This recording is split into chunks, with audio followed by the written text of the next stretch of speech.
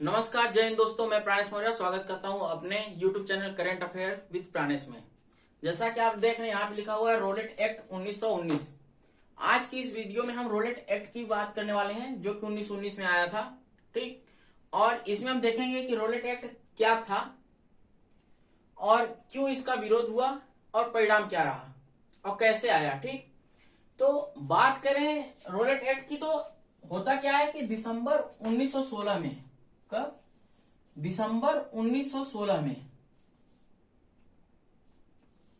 ठीक, कांग्रेस का अधिवेशन होता है। क्या होता है? कांग्रेस का अधिवेशन होता है। अब कांग्रेस जो थी, यह भारत की पहली राष्ट्रीय पार्टी थी। ठीक, दिसंबर, और चूंकि अधिवेशन दिसंबर में हो रहा है, तो इसके बाद तुरंत अगला साल जो है कि शुरू हो जाएगा दिसंबर के बाद 1917। तो अब इसके अधिवेशन में जो भी चीजें होंगी, जो भी डिसीजन लिए जाएंगे, वो बाहर आने में और लागू होने में क्या हो जाएगा? अगला साल शुरू हो जाएगा 1917। ठीक, होता क्या है कि दिसंबर 1916 में कांग्रेस का अधिवेशन होता है और इसमें कांग्रेस और मुस्लिम लीग में समझौता हो जाता है।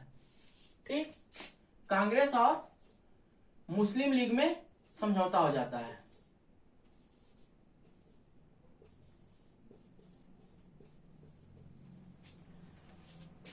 जब कांग्रेस के 1916 के अधिवेशन में कांग्रेस और मुस्लिम लीग के बीच समझौता हो जाता है, तो इससे अंग्रेज खुश नहीं होते हैं।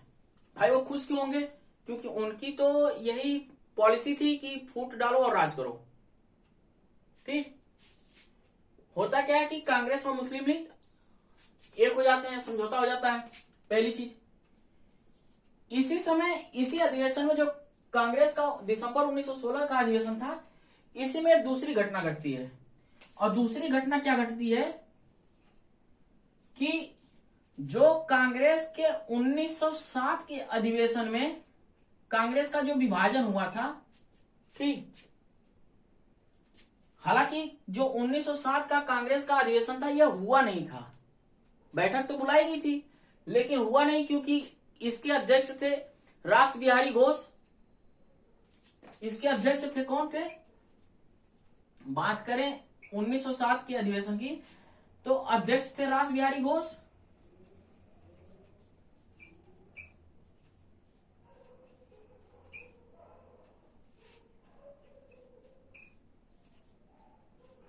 और इनके सहायक कौन थे? फिरोज शाह मेहता।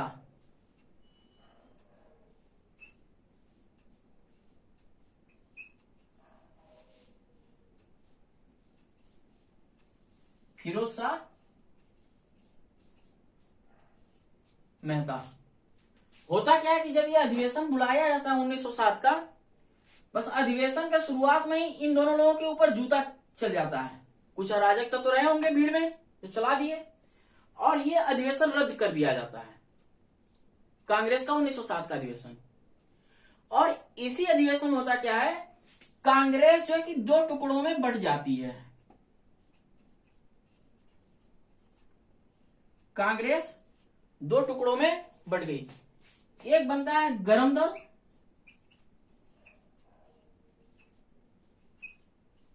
और दूसरा बनता है नरम दल।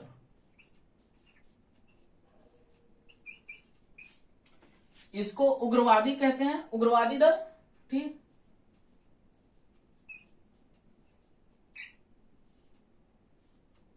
और इसको कहते हैं उदारवादी।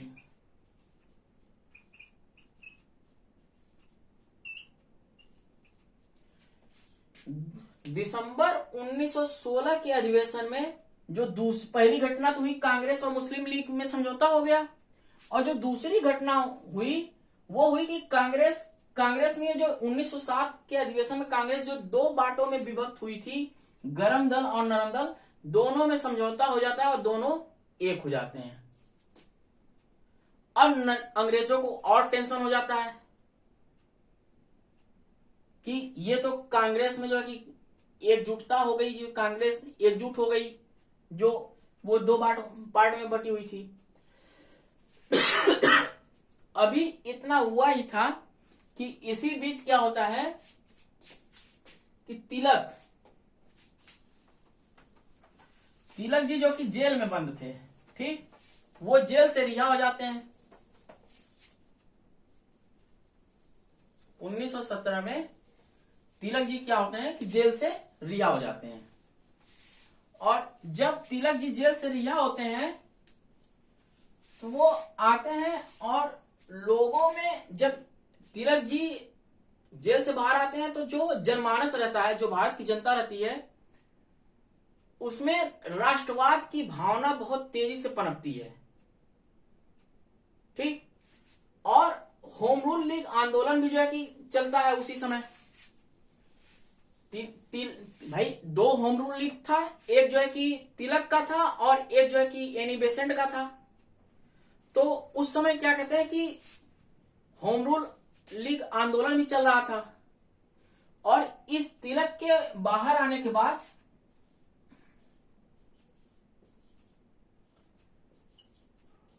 तिलक जी बाहर आते हैं और होम रूल लीग आंदोलन चलता है, और क्या कहते हैं कि लोगों में जो जनमानस रहता है उसमें राष्ट्रवाद की भावना काफी तेजी से पनपती है। यह तो तीसरी घटना हो गई। अब अंग्रेजों को टेंशन पर टेंशन मिलती जा रही है, अंग्रेज परेशान। और होता क्या है कि इसी समय गांधी जी, चौथी घटना देखिए, गांधी जी 1917 में जो है चंपारण सत्याग्रह करते हैं, ठीक। क्या करते हैं? चंपारण सत्याग्रह।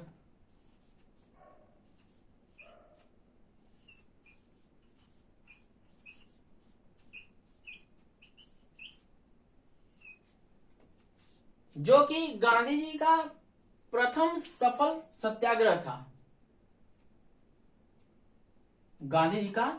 और गांधी जी चंपारण में लगभग चंपारण के 19 लाख, चंपारण सत्याग्रह हम आगे पढ़ाएंगे अलग वीडियो में। चंपारण सत्याग्रह में 19 लाख किसानों की समस्या का समाधान करते हैं।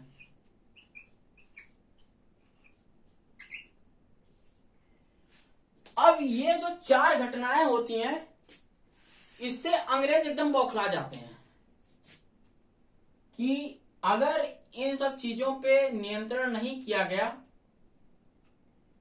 तो भाई हम तो राज करना चाहते हैं, और अगर नियंत्रण नहीं करेंगे तो ये भारत वाले दे चप्पल दे जूता मार के हमको भगा देंगे। अब जब इस तरह की चीजें अंग्रेजों के दिमाग में आई तो उस समय भारत के जो वायसराय थे लॉर्ड चेम्सफोर्ड,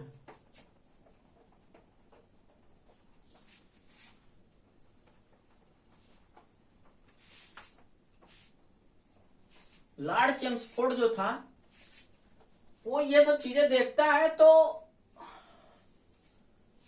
लंदन जो है कि क्या कहते हैं कि एक लंदन क्या ये यहीं पे जो भारत का वायसराय था, लिख देते हैं नाम,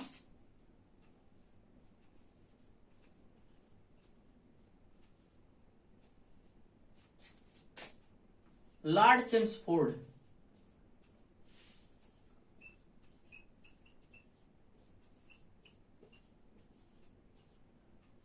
यह एक बैठक बुलाता है, और बैठक में अंग्रेजों ने यह डिसीजन लेते हैं कि ये जो घटनाएं हो रही हैं इस पे नियंत्रण करना बहुत जरूरी है, वरना हम जो भारत पे शासन कर रहे हैं शासन नहीं कर पाएंगे। ऐसे में अंग्रेज क्या करते हैं कि अंग्रेज एक सिडिशन कमेटी का गठन करते हैं, ठीक। क्या करते हैं? अंग्रेज एक सिडिशन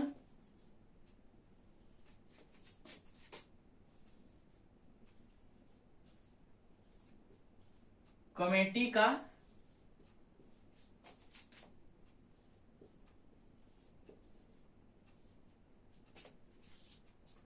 गठन करते हैं। ठीक, अंग्रेज जो है एक सेडिशन कमेटी का गठन करते हैं। ठीक, और इसके ये जो सेडिशन कमेटी रहती है,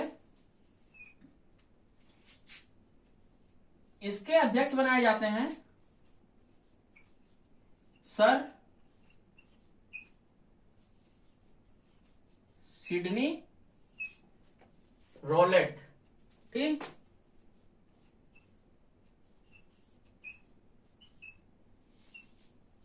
सर सिडनी रॉलेट। ये जो सर सिडनी रॉलेट थे, ये लंदन में हाई कोर्ट के जज हुआ करते थे। ठीक, लंदन के या इंग्लैंड के हैं। ये जो सर सिडनी रॉलेट थे, ये इंग्लैंड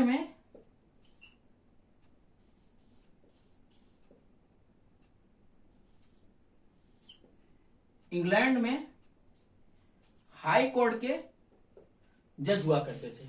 ठीक, सर सिडनी रॉलेट को सेडिशन कमेटी का अध्यक्ष बनाया जाता है और इनसे जांच करने को बोला जाता है। आखिर में ये जो समस्याएं आ रही हैं अंग्रेजों के सामने, जो नई नई चुनौतियां आ रही हैं, कि आए वो जांच करें और इसका समाधान जो है कि बताएं। ठीक, सर सिडनी रॉलेट तो अध्यक्ष बना दिए गए सेडिशन कमेटी के। ऐसे में होता क्या है कि सर सिडनी रॉलेट जो थे वो भारत आते हैं। ठीक, सर सिडनी रॉलेट भारत आते हैं और पूरे भारत का, जम्मू कश्मीर से लेकर कन्याकुमारी तक संपूर्ण भारत का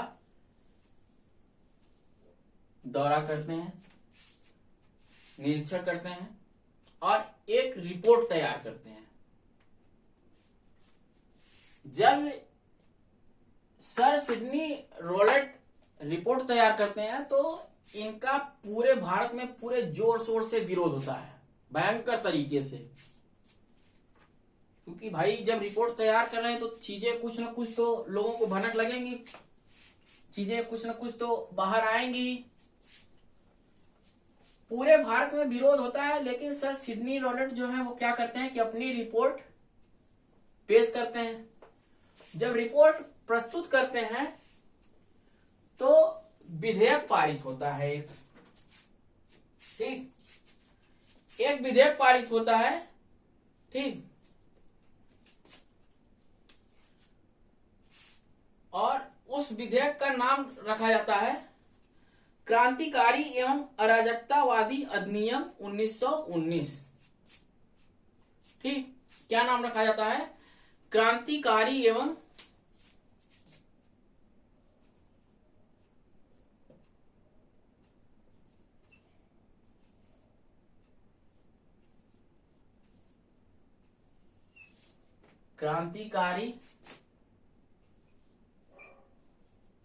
एवं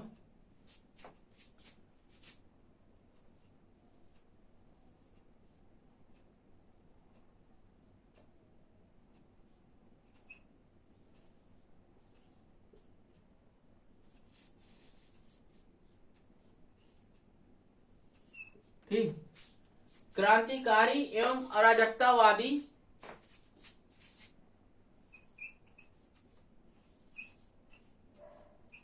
अधिनियम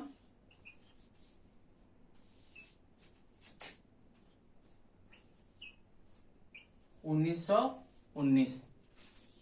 ठीक, सर सिडनी रॉलेट जो रिपोर्ट प्रस्तुत करते हैं उस पे जो विधेयक पास होता है, विधेयक के बाद वो जो कानून बनता है उस कानून का नाम पड़ता है क्रांतिकारी एवं अराजकतावादी अधिनियम 1919। बात करें इसको तो इसको अंग्रेजी में इसको कहते हैं द अनार्कियल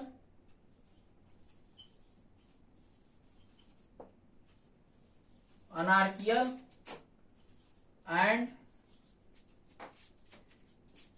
रिवोल्यूशनरी REVOTIONARY,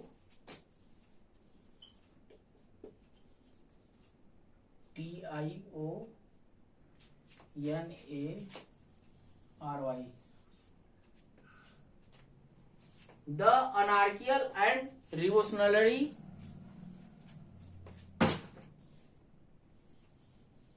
crimes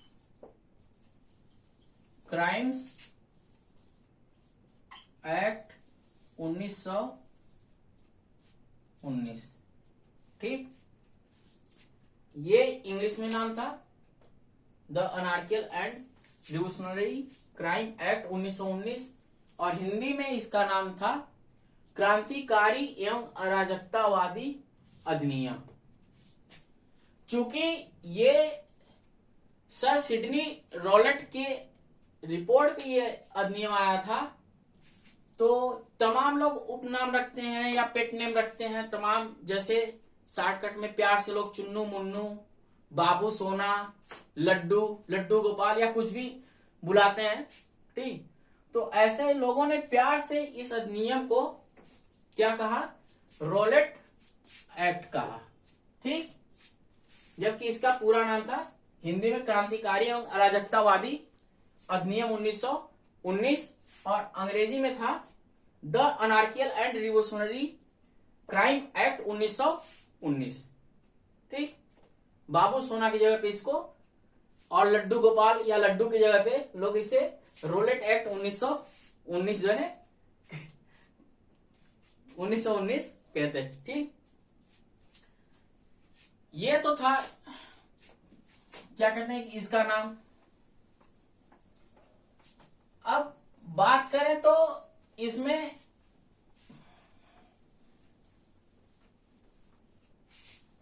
एक मिनट रुकिए, मिटा लेने दीजिए।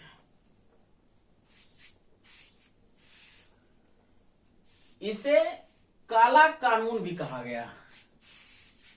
ठीक, इसके अलावा इसे काला कानून भी कहा गया। ठीक है, थोड़ा सा हम पानी पी लेते हैं, उसके बाद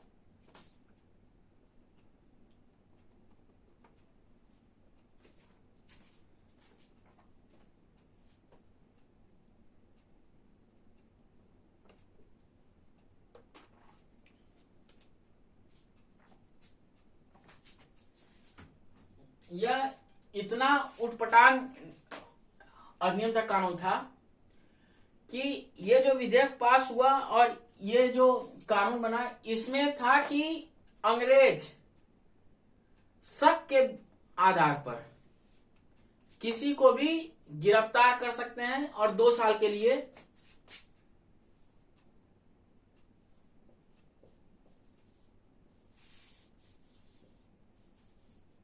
जेल भेज सकते हैं। यानी शक के आधार पर किसी को भी गिरफ्तार किया जा सकता है और उसे जेल भेज दिया जाएगा।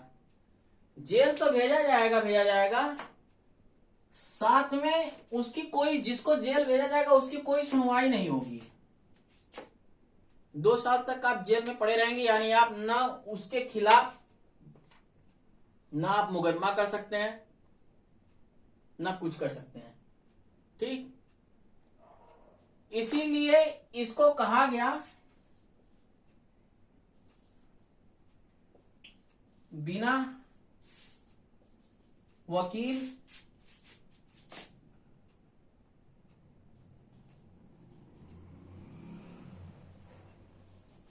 एक मिनट,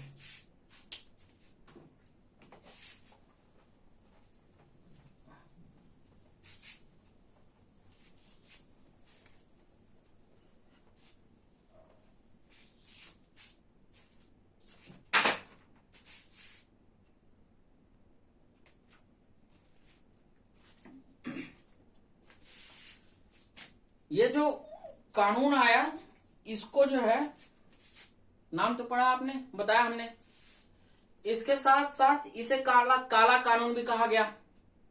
भाई इसमें ऐसी शर्तें ही थी कि शक के बिना पे किसी को भी जो है कि गिरफ्तार कर लिया जाएगा और उसे जेल में डाल दिया जाएगा और उसकी कोई सुनवाई नहीं होगी। इसी आधार पर इसको जो है कि ये जो रोलेट एक्ट था, इसको बिना वकील, ठीक, बिना वकील, या ऐसा कहें, यूं कहें, बिना अपील, बिना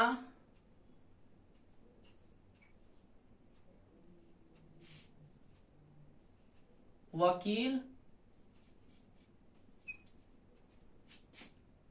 और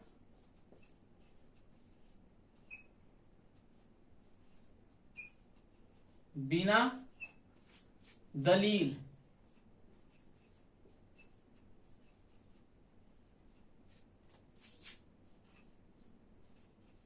वाला कानून, यानी इसको क्या कहा गया, बिना अपील, बिना वकील, बिना दलील वाला कानून कहा गया। यानी जब आप अपील नहीं करोगे, ना आपकी अपील होगी, अपील नहीं होगी तो वकील की भी जरूरत नहीं पड़ेगी, वकील की भी कोई सुनवाई नहीं होगी, और कोई दलील नहीं सुनी जाएगी आपकी।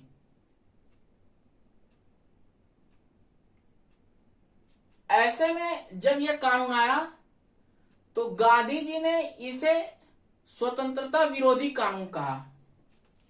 क्या कहा? गांधी जी ने इसे अनुचित और स्वतंत्रता विरोधी कहा।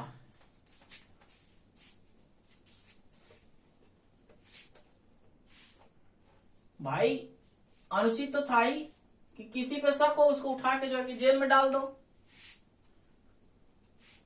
चाहे वो गलत हो चाहे सही हो, सुनवाई भी नहीं होगी उस पे।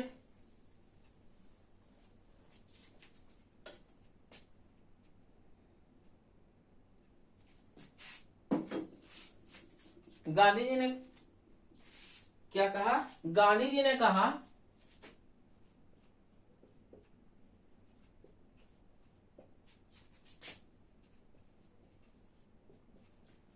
अनुचित और स्वतंत्रता विरोधी कानून का, और उन्होंने कहा कि हम इसका जो है विरोध करेंगे, ठीक। और विरोध करने के लिए गांधी जी ने क्या किया कि सत्याग्रह सभा का गठन किया। क्या किया? सत्याग्रह सभा का गठन किया।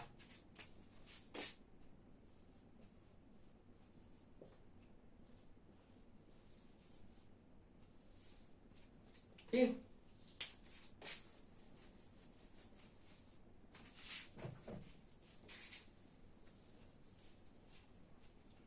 गांधी जी ने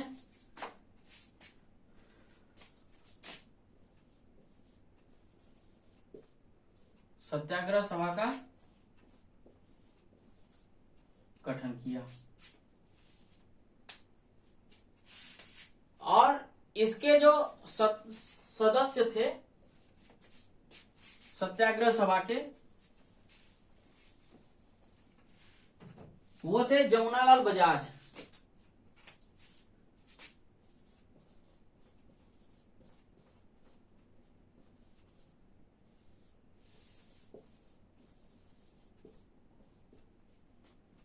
इसके जो सदस्य थे पहले तो हो जाएंगे महात्मा गांधी ही हो जाएंगे,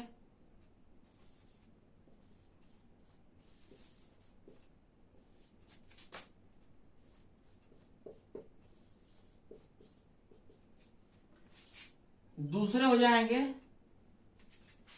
दूसरे कौन हो जाएंगे? दूसरे हो जाएंगे शंकरलाल बैंकर,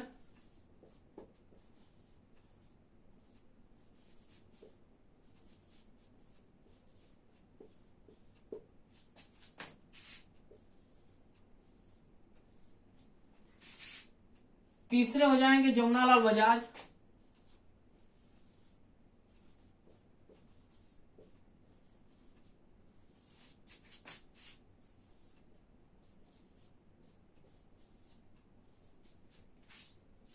तीसरे हो जाएंगे जमुनालाल बजाज जो कि गांधी जी के काफी करीबी थे और उनके दत्तक पुत्र भी थे, ठीक। चौथे हो जाएंगे उमर सुमानी,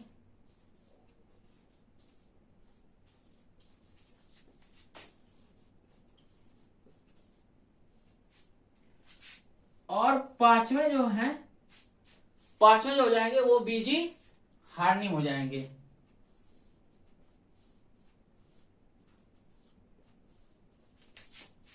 बीजी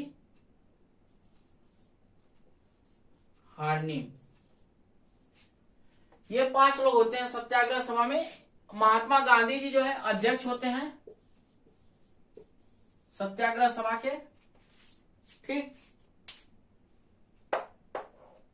सत्याग्रह सभा विरोध के लिए, रॉलेट एक्ट का विरोध करने के लिए गांधी जी सत्याग्रह सभा का गठन करते हैं, जिसमें महात्मा गांधी जी इसके अध्यक्ष होते हैं और 4 ये मुख्य सदस्य होते हैं। इसके अलावा और लोग भी रहते हैं, लेकिन ये 4 लोग मुख्य रहते हैं। शंकरलाल बैंकर, जमुनालाल बजाज, उमर सुमानी और बीजी हार्निम, जिसमें जमुनालाल बजाज जो है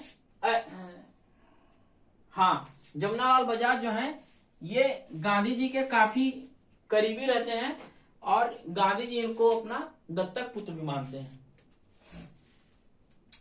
जब ये क्या कहते हैं कि सत्याग्रह सभा का गठन हो जाता है तो गांधी जी 3 संस्थाओं से रॉलेट एक्ट का विरोध करने का आह्वान करते हैं या कहते हैं। ठीक, 3 संस्थाओं से रॉलेट एक्ट का विरोध करने का आह्वान करते हैं या कहते हैं कि आप लोग जो है कि इसका विरोध करिए और हमारा साथ दीजिए। जिसमें से सबसे पहले तो सत्याग्रह सभा ही होती है। ठीक, पहले तो सत्याग्रह सभा ही रहेगी।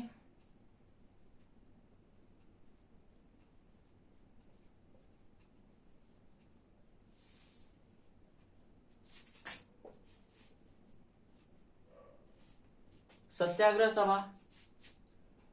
दूसरा जो है कि वो आह्वान करते हैं होम रूल लीग से।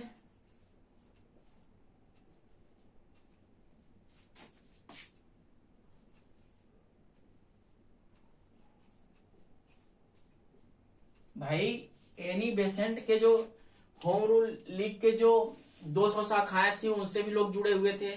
तिलक की जो शाखाएं होम रूल लीग थी उसकी भी जो शाखाएं थी लगभग 30,000 के आसपास लोग जो है कि जुड़े हुए थे। तो उन सारे लोगों को साथ में लेकर चलने के लिए इन्होंने कहा। इसके अलावा तीसरा जो है कि गांधी जी ने इस्लामिक समूहों को जो है कि साथ में आने को कहा।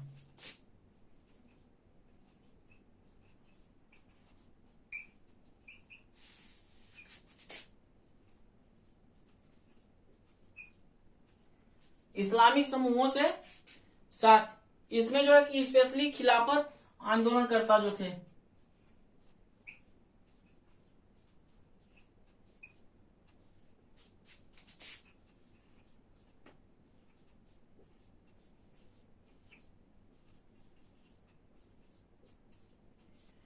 कि ये सभी लोग साथ में आकर के रॉलेट एक्ट का विरोध करें। ठीक, इन तीनों की जो है बैठक होती है। इन तीनों की बैठक होती है किसकी? सत्याग्रह सभा, होम रूल लीग और इस्लामिक समूहों की।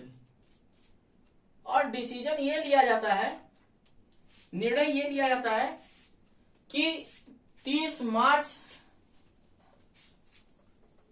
को तय होता है कि 30 मार्च को हम विरोध प्रदर्शन शुरू करेंगे। जो योजना बनती है, योजना के अंतर्गत ये तय होता है कि हम जो रॉलेट एक्ट का विरोध है ये 2 चरणों में करेंगे।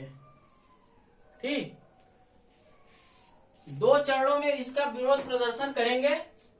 पहले चरण में क्या करेंगे कि हम शहरों तक जो है कि सीमित रखेंगे। पहले चरण में आंदोलन को शहरों तक सीमित रखेंगे और दूसरे चरण में आंदोलन को गांव तक पहुंचाया जाएगा।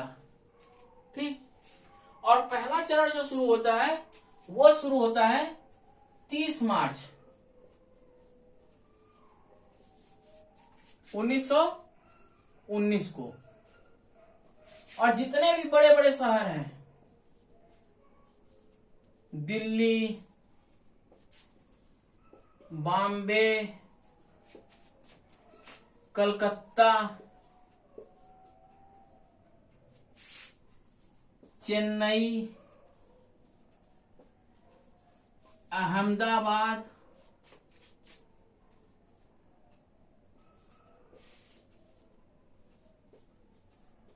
अमृतसर, जितने भी बड़े भारत के शहर हैं, हर जगह जो है कि आंदोलन होता है। और प्रथम चरण यहाँ पे 30 मार्च 1919 को प्रथम चरण, ठीक।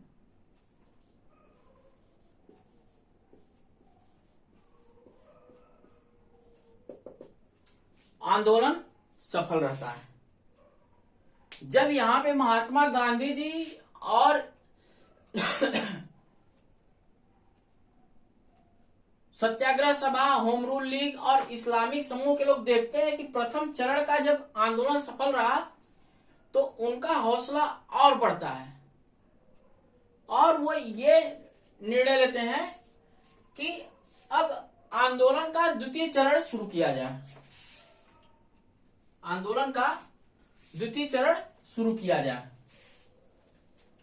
द्वितीय चरण में क्या था कि शहरों से आंदोलन को जो है गांव तक पहुंचाना था।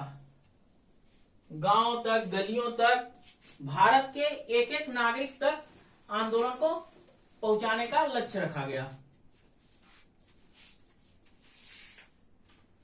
और द्वितीय चरण की शुरुआत होती है 6 अप्रैल 1919 को।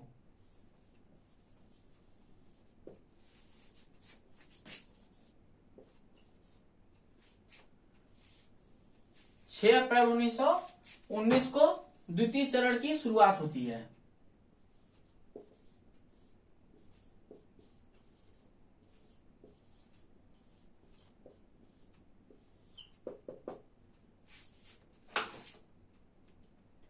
और भारत में पुरजोर तरीके से आंदोलन जो है चलता है। गांव तक लोग एकदम पूरा विरोध करते हैं और द्वितीय चरण भी जो है सफल रहता है। जगह जगह पे अलग अलग लोग अलग अलग तरीके से प्रदर्शन करते हैं। लोग जा करके डोर टू डोर जो आंदोलनकारी थे वो लोगों को समझाते हैं कि हमें अंग्रेजों का समर्थन नहीं करना है, वो हमारे साथ गलत कर रहे हैं, लोगों को समझाते हैं। ऐसे में पूछता है, जगह जगह का नाम लेकर कि कहां पे आंदोलन का नेतृत्व किसने किया। और एक बहुत ही फेवरेट क्वेश्चन है आयोग का कि दिल्ली में आंदोलन का नेतृत्व किसने किया।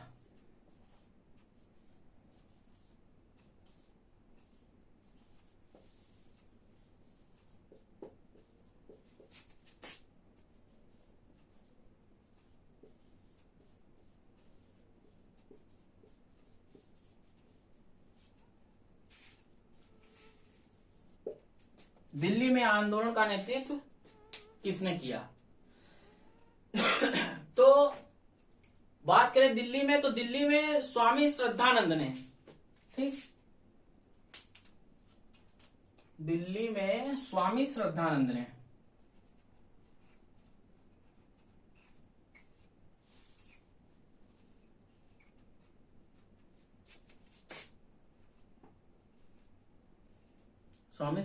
ने दिल्ली में आंदोलन का नेतृत्व किया था। और ये जो द्वितीय चरण का आंदोलन था ये भी लगभग सफल रहा। और महात्मा गांधी जी एक नेता के रूप में उभर करके, एक सफल नेता कहिए या एक नेता के रूप में उभर करके सामने आते हैं इन्हीं आंदोलनों के माध्यम से। पहले उन्होंने चंपारण किया, फिर सत्याग्रह सभा का गठन किया और रोलेट एक्ट का विरोध करने की योजना बनाई। इन सब दौरान, इन सब चीजों से गुजरते हुए गांधी जी एक बेहतरीन नेता या नेता के रूप में उभर करके लोगों के सामने आए। अभी ये आंदोलन चल ही रहा था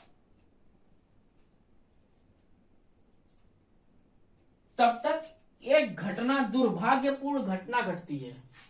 ठीक, बहुत ही दुर्भाग्यपूर्ण घटना घटती है।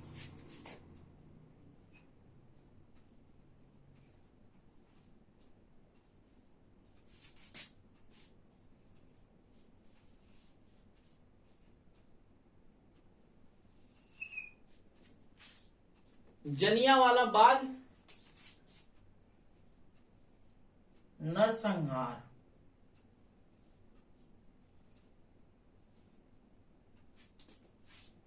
जलियांवाला बाग नरसंहार और आंदोलन यहां पर ठप पड़ जाता है या सुस्त पड़ जाता है। तो अगली वीडियो में हम देखेंगे कि जलियांवाला बाग नरसंहार कैसे हुआ, क्यों हुआ और क्या उसके परिणाम रहे, या फिर अंग्रेजों के ऊपर उसका, अंग्रेजों के खिलाफ उसका क्या असर रहा, क्या चीजें हैं। ये सब चीजें जो है कि अगले वीडियो में देखेंगे। अगर हमारा वीडियो अच्छा लगा तो वीडियो को लाइक करिए, शेयर करिए, कमेंट करिए, और अगर आप हमसे जुड़ना चाहते हैं हमारे वीडियोज के लिए तो हम आपको अपना कांटेक्ट नंबर यहाँ पे लिख दे रहे हैं। ठीक, यहाँ पे आप हमको व्हाट्सएप पर मैसेज कर सकते हैं, जिससे हम आपको जो है जब भी वीडियो या क्लास जो है होगी तो उसका डायरेक्ट लिंक आपको मिल जाया करेगा। हमारा यूट्यूब चैनल भी है, यूट्यूब चैनल के साथ साथ हमारा व्हाट्सएप और टेलीग्राम चैनल भी है। उसका लिंक इसके डिस्क्रिप्शन में जो है कि दिया हुआ है, वीडियो के डिस्क्रिप्शन में। तो वहां से आप जो है कि क्या कहते हैं कि आप जुड़ सकते हैं, फॉलो कर सकते हैं। बाकी हम आपको यहाँ पे अपना मोबाइल नंबर लिख देते हैं, जिससे आप हमको व्हाट्सएप पे संपर्क कर सकते हैं।